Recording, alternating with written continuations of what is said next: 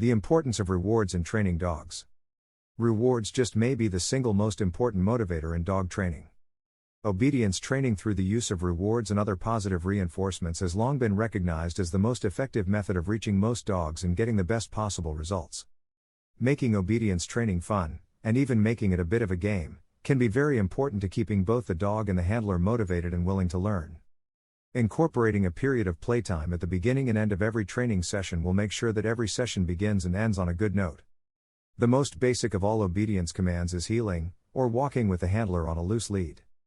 This is usually the first obedience behavior that is taught, and it is an easy one to teach through reward training. Begin by fitting the dog with a quality, properly fitted training lead and training collar.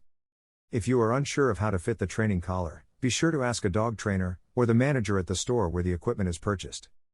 Start walking with the dog, always being cognizant of the dog's position relative to your own.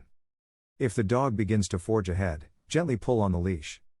This will engage the training collar and give the dog a gentle reminder to slow down. It may be necessary to apply greater pressure at first until the dog learns to accept the correction.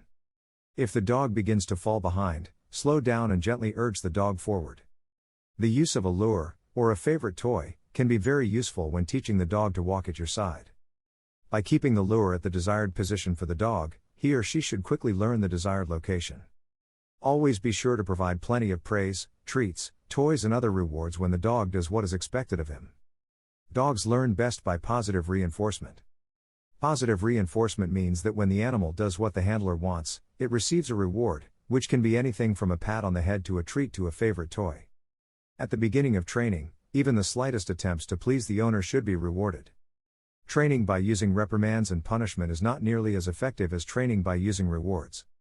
Dogs can become discouraged and confused by excessive amounts of punishment and reprimands.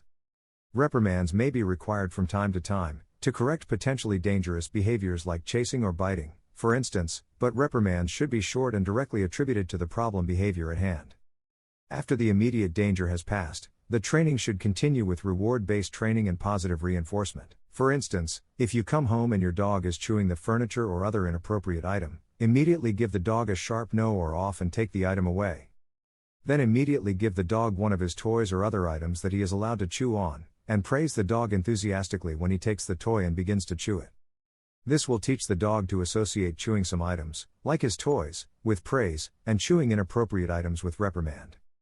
It is very important for the dog to make these associations, since it is very hard to change negative associations once they have formed. It is always much easier to train proper obedience behaviors the first time than it is to go back and retrain a problem dog later on. That does not of course mean that retraining is impossible, it simply means that it is more difficult. Teaching a puppy, or an older dog, to associate the behaviors you value, such as coming when called, sitting on command, walking at your side, chewing only on toys, etc., with happy, fun times is the basis of all successful dog training.